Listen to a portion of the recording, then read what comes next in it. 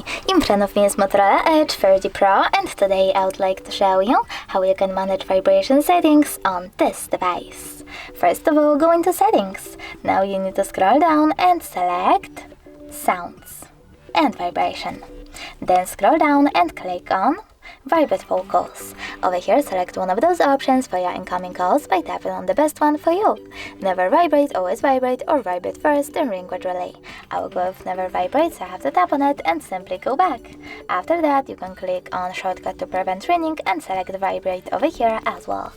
Then go back, scroll down, and click on the switchers next to outgoing call vibration, charging sound and vibration, and start vibrations to enable or disable those features. Thanks so much for watching. If you enjoyed this video, don't forget to leave a like, comment, and definitely subscribe. Bye!